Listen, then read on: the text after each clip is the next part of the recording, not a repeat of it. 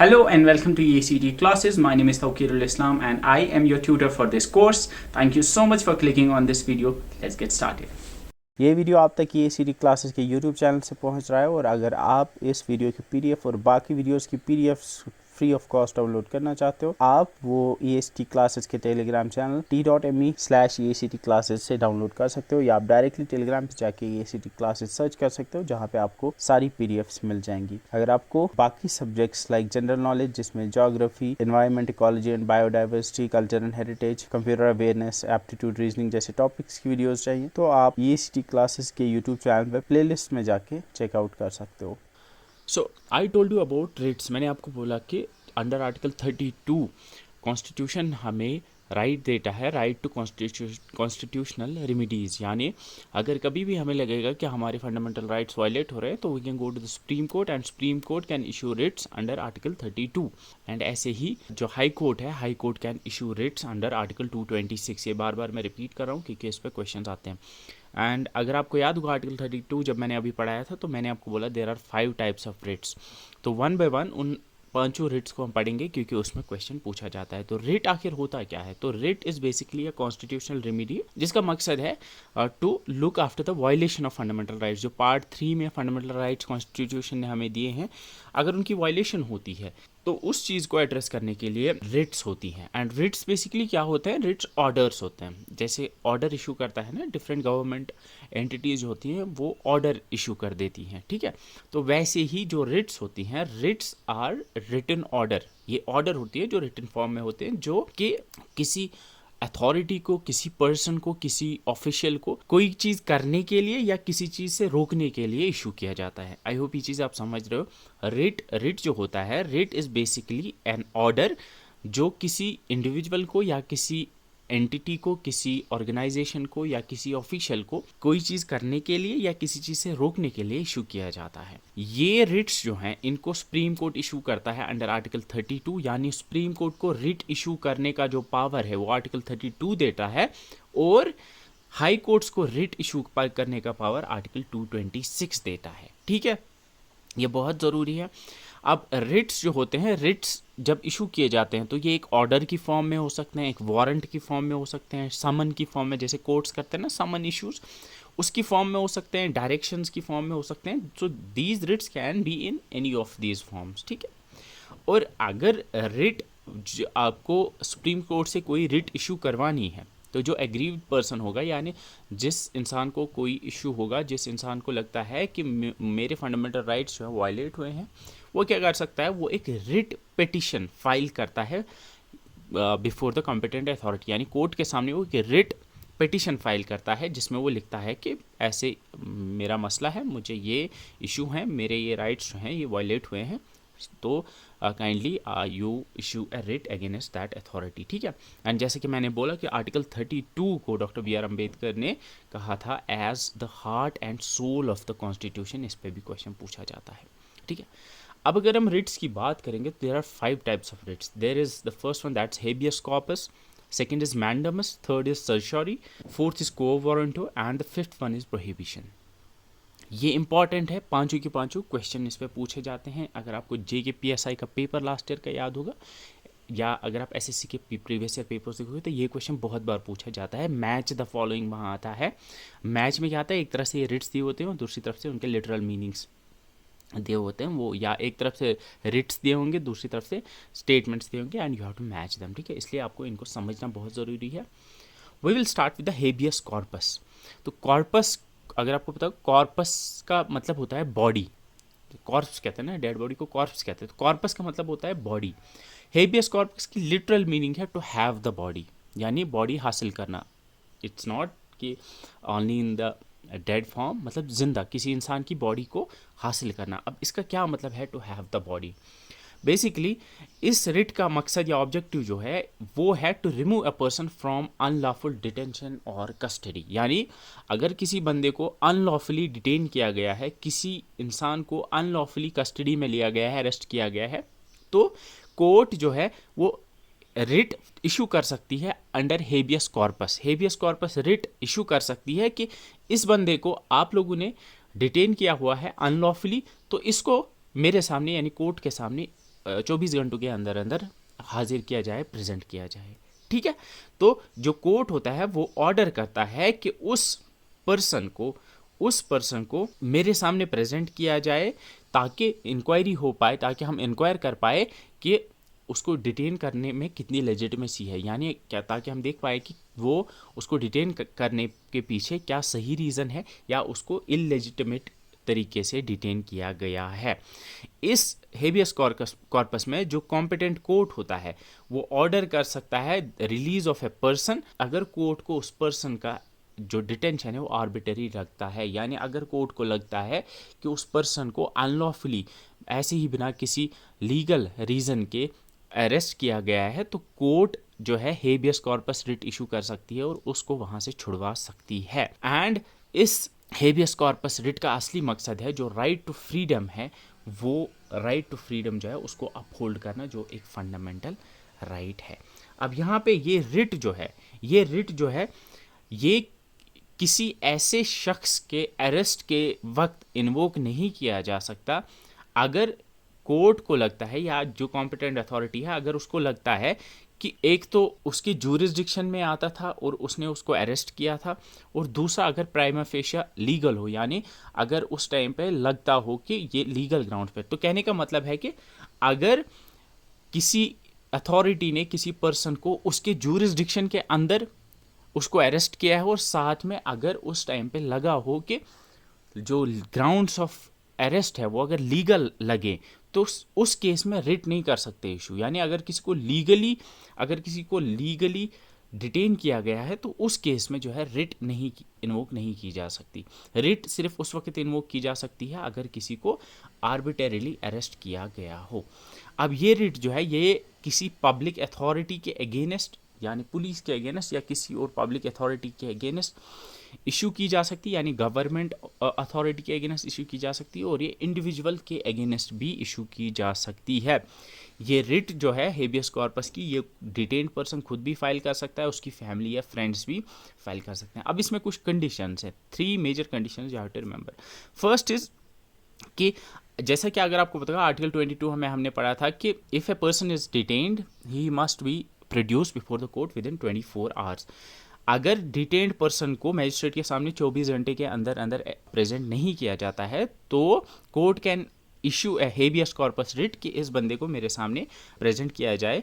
Habeas corpus यानी to have the body, I am issuing this writ to have the body of this person. ठीक है। दूसरा है अगर अनकॉन्स्टिट्यूशनल लॉ के अंडर अरेस्ट किया गया हो उस बंदे को, तो वहाँ पे भी हेबियस कॉर्पस रिट कोर्ट दे सकती है। इसके अलावा third is if the person is arrested without any violation of law, यानी अगर किसी को बिना वजह without violation of any law अगर किसी को अरेस्ट किया गया है तो उस वक्त भी हेबियस कॉर्पस रिट इशू की जा सकती है। तो अगर मैं हेबियस कॉर्पस की बात करूँ तो ये आपको याद रहेगा, कॉर्पस का मतलब बॉडी होता है, इसका मतलब है to have the body. To have the body आपको याद रह गया। उसके बाद आपको सारा याद आएगा कि जब कोर्ट किसी को चाहती है, किसी शख्स को अपने सामने प्रोड्यूस करना चाहती है, किसी को छुड़वाना चाहती है, वो हेबियस कॉर्पस रिट जो है उस टाइम पे इशू करती है। Second is mandamus. मैंडमस की लिटरल मीनिंग है वी कमांड। वी कमांड इसका मतलब है कि कोर्ट ये मैंडमस रिट इशू करती है to direct a public authority to perform a particular task, यानी ये एक ऑर्डर होता है एक पब्लिक अथॉरिटी को, यानी किसी गवर्नमेंट ऑफिशियल को, किसी गवर्नमेंट ऑफिस को, किसी गवर्नमेंट ऑर्गेनाइजेशन को कि आप ये काम करो, आप ये काम करो। ये कमांड होती है, इट्स एन ये एक डायरेक्शन होती है to public authority to perform a particular task. ये किसी गवर्नमेंट पब्लिक ऑफिशियल ये गवर्नमेंट के अगेंस्ट जो है इशू की जा सकती है। ये पब्लिक ऑफिशियल्स यानी गवर्नमेंट मुलाजिम जो होते हैं उनके अगेंस्ट की जा सकती है। इन्फीरियर कोर्ट्स यानी सुप्रीम कोर्ट, हाई कोर्ट के अगेंस्ट ये इशू कर सकता है, या हाई कोर्ट जो है वो डिस्ट्रिक्ट या सबऑर्डिनेट कोर्ट्स के अगेंस्ट कर सकता है। ट्रिब्यूनल्स जो हैं उनके अगेंस्ट कर सकता है, या पब्लिक कॉरपोरेशंस जो हैं लाइक PSUs जैसे होते हैं आपके, उनके अगेंस्ट की जा सकती है। यानी ये यहाँ पे आप एक चीज़ आप देख पा रहे हो कि ये जो है ये ऑफिशियल्स या गवर्नमेंट रिलेटेड ऑर्गेनाइजेशंस के अगेंस्ट इशू की जाती हैं। ये इंडिविजुअल्स के लिए नहीं होती है, सिंपल सिटीजन्स के लिए नहीं होती है, क्योंकि मैंडमस में अगर कोई पब्लिक अथॉरिटी अपना काम नहीं कर रही है या कोई पब्लिक अथॉरिटी या कोई पब्लिक ऑफिशियल जो है उसने कोई टास्क नहीं किया है जो उसको करना चाहिए था एज पर लॉ, तो कोर्ट उसको एक रिट इशू कर सकती है कि आप ये काम करो, do this task under the mandamus writ. It's issued against the public authority, ये उस पब्लिक अथॉरिटी यानी उस गवर्नमेंट ऑफिस गवर्नमेंट ऑफिशियल के अगेंस्ट इशू की जाती है जो कि अपनी ड्यूटी नहीं कर रहा है, यानी जो काम उसको करना था वो नहीं कर रहा है। तो अब मैंडमस को आप कैसे याद रखोगे? मैंडमस से मुझे मैडम याद आती है। ऐसे मैं ट्रिक से याद रखता हूँ कि मैडम एक टीचर है जो अपना काम नहीं कर रही है, मैडम इज़ नॉट टीचिंग, वो नहीं पढ़ा रही है स्कूल में। कोर्ट जो है उसके अगेंस्ट एक मैंडमस रिट इशू करता है कि आप अपनी ड्यूटी परफॉर्म करो अच्छे से। तो जैसे आपको मैडम से मैडम याद आएगा ना, आपको एकदम से याद आएगा if somebody is not performing the duty तो मैंडमस रिट इशू की जाती है। तो इसका मतलब होता है वी कमांड, ठीक है, लिटरल मीनिंग इसकी वी कमांड है। ये किसी प्राइवेट इंडिविजुअल, किसी इंसान के या फिर प्रेसिडेंट, गवर्नर और चीफ जस्टिस के अगेंस्ट नहीं इशू की जा सकती, ये भी इंपॉर्टेंट है, ठीक है। इसके बाद इसमें कुछ एक्सेप्शंस है। First is non statutory departmental functions. Non statutory departmental function, statue कहते हैं किसी, आप मान सकते हो लॉ को। अगर किसी डिपार्टमेंट की का कोई ऐसा काम है जो एक लॉ उसको नहीं कहता है करने के लिए, लाइक आप मान सकते हो कि किसी लॉ की वजह से उसको वो काम नहीं करना पड़ रहा है। बिकॉज अगर आपको पता होगा कि जो भी गवर्नमेंट ऑफिशियल्स हैं या जो भी गवर्नमेंट ऑफिसेज हैं उनको जो भी काम होते हैं ना वो लॉज में लिखे हुए हैं कि they have to do these task and that. अगर कोई लॉ में नहीं लिखी हुई है चीज़, अगर फॉर एग्जांपल कोई वॉलंटरीली काम है या कोई ऐसा है जो लॉ के अंदर नहीं है, उस चीज़ पे आप उसको नहीं पकड़ सकते, उस चीज़ पे आप उसको नहीं बोल सकते, आप सुप्रीम कोर्ट में जाके लाइक रिट इशू नहीं करवा सकते। इसके बाद अगर ड्यूटी डिस्क्रिशनरी हो, यानी अगर वो एक तरह से वॉलंटरी ड्यूटी हो, यानी अगर ड्यूटी ऐसी हो कि जो उस गवर्नमेंट ऑफिशियल पे डिपेंड करता है कि वो करे या ना करे, यानी उसकी मर्ज़ी पे, अगर कोई ऐसा काम है जो उसकी मर्ज़ी पे है, यानी अगर वो चाहे तो कर सकता है, नहीं चाहे तो उसमें भी, उस केस में भी कोर्ट जो है वो मैंडमस रिट इशू नहीं कर सकता against the right of private nature.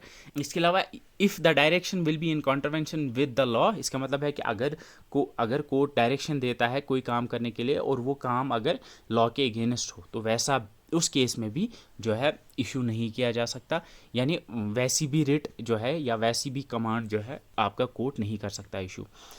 And in the matter of alternative remedy available, और अगर ऐसा कुछ किस्सा होगा जिसमें कोई और रेमेडी भी पॉसिबल होगी तो उस केस में भी ये भी एक एक्सेप्शन में आता है। तो इसमें इंपॉर्टेंट है, मैंडमस का मतलब वी कमांड होता है, it's issued against any government, public official और इंफीरियर कोर्ट्स, ट्रिब्यूनल्स और public corporations who are not performing their duty, who have failed to perform their duty. In such a case the court can issue of the writ under mandamus, ठीक है।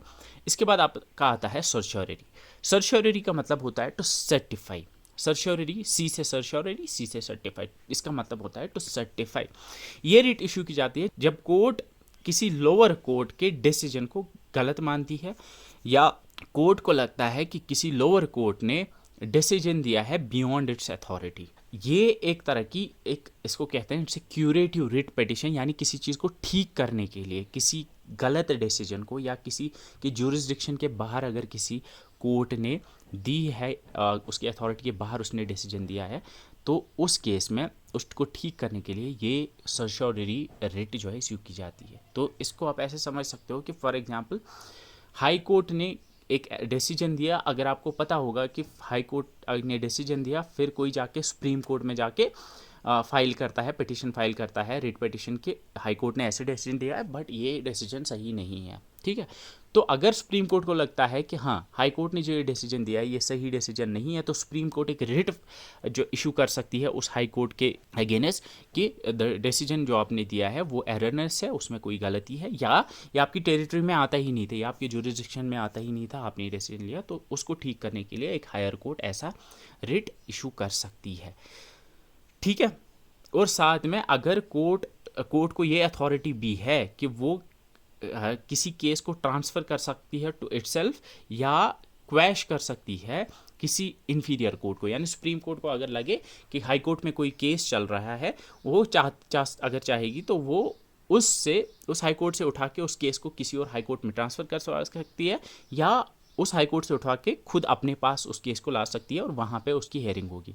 या फिर अगर किसी inferior नीचे वाले court ने, फॉर एग्जांपल अगर किसी डिस्ट्रिक्ट कोर्ट ने कोई वर्डिक्ट दिया है तो हाई कोर्ट उसको क्वैश कर सकता है, या अगर हाई कोर्ट ने कोई डिसीजन दिया है तो सुप्रीम कोर्ट उसको क्वैश कर सकता है। ठीक है, 1991 से पहले ये जो था ये इशू हो सकता था सिर्फ और सिर्फ जुडिशियल और क्वाजी जुडिशियल अथॉरिटीज़ के अगेंस्ट, यानी कोर्ट्स वगैरह के नहीं, लेकिन अब ये एडमिनिस्ट्रेटिव अथॉरिटीज़ के लिए भी इशू होता है।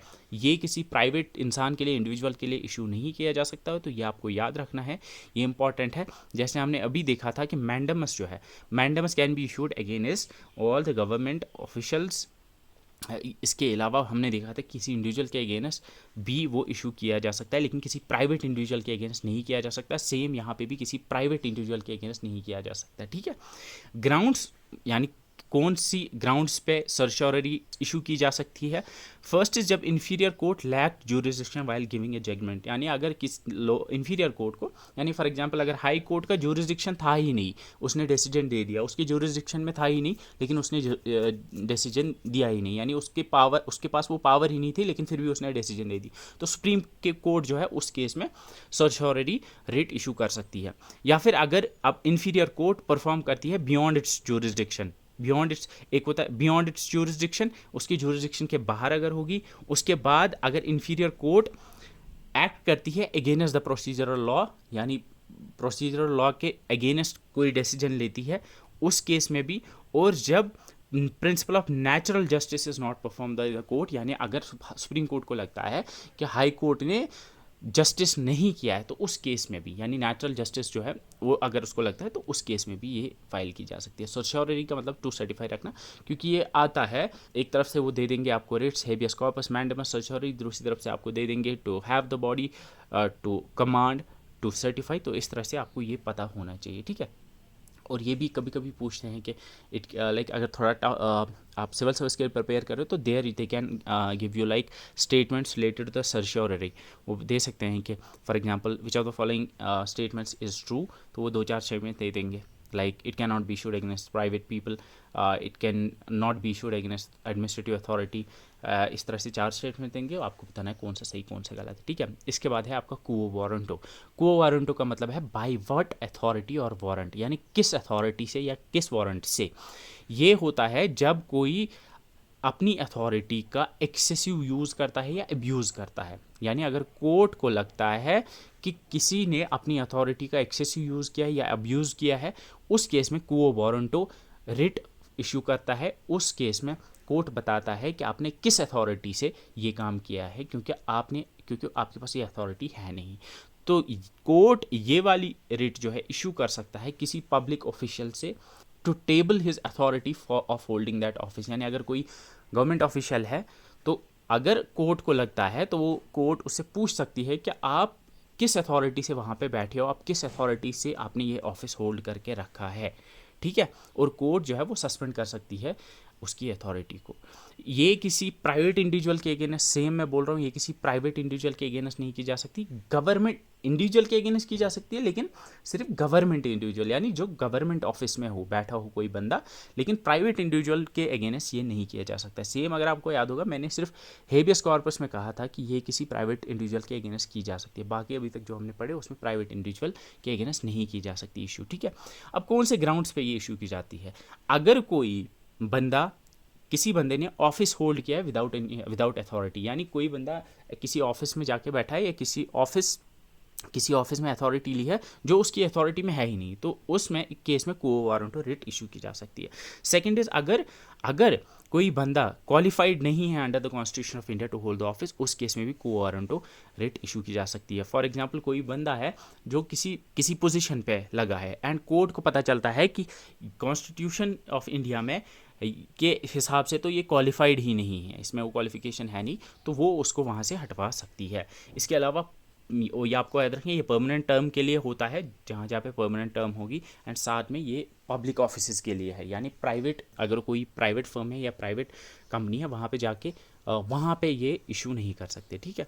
इसके बाद जो फाइनल है दैट्स प्रोहिबिशन। प्रोहिबिशन का मतलब होता है फॉरबिड करना, फॉरबिड मतलब रोकना। अगर आपको पता होगा, मैंने आपको बोला था मैंडमस, मैंडमस का मतलब होता है टू कमांड, प्रोहिबिशन का मतलब होता है टू फॉरबिड। तो मैंडमस में काम करने के लिए बोला जाता है, प्रोहिबिशन में काम से रोकने के लिए इशू किया जाता है, यानी फॉरबिड किया जाता है। ये रिट इशू की जाती है to stop the judicial quasi judicial authorities along with tribunals from exceeding their authority. यानी अगर कोई जुडिशियल अथॉरिटी या कोई क्वाजी जुडिशियल अथॉरिटी या ट्रिब्यूनल अपनी अथॉरिटी के बाहर, अपनी अथॉरिटी से ज़्यादा या उसके बाहर कोई काम करते हैं, तो उससे उनको रोकने के लिए ये प्रोहिबिशन रिट होती है। It works opposite to mandamus. जैसे मैंने बोला, मैंडमस डायरेक्ट करती है the authority to do any work और टू डू एनी एक्टिविटी, लेकिन जो ये प्रोहिबिशन है, prohibition directs the authority to prohibit any activity, किसी चीज़ से रोकने के लिए इशू की जाती है। हायर कोर्ट लोअर कोर्ट के अगेंस्ट ये इशू कर सकती है। याद रखना है, it can not be invoked against legislative bodies, administrative bodies and private individuals. यानी ये सिर्फ और सिर्फ जुडिशियल, क्वाजी जुडिशियल और ट्रिब्यूनल्स के अगेंस्ट ही इशू की जा सकती है। इसके अलावा अगर कंडीशंस की बात करेंगे, ये इशू की जा सकती है अगर कोई बियॉन्ड देयर जुरिसडिक्शन, अगर कोई पावर एक्सरसाइज करती है, या अगर कहीं पे लगता है कि प्रिंसिपल ऑफ नेचुरल जस्टिस की इन्फ्रिंजमेंट हुई है, यानी नेचुरल जस्टिस नहीं दिया गया है, या अगर किसी इनवैलिड लॉ को यूज़ करके कोई डिसीजन लिया गया है कोर्ट के द्वारा या किसी जुडिशियल अथॉरिटी के द्वारा, वहाँ पे ये यूज़ किया जा सकता है। या if it's in contravention of basic legal rights, basic legal rights को अगर कंट्रावीन, उसके अगेंस्ट अगर कोई डिसीजन है, तो उस केस में भी ये किया जा सकता है। एंड साथ में एरर बेस्ड ऑन रिकॉर्ड, यानी अगर that is performed error based on record, उस केस में भी प्रोहिबिशन रेट इशू की जा सकती है। तो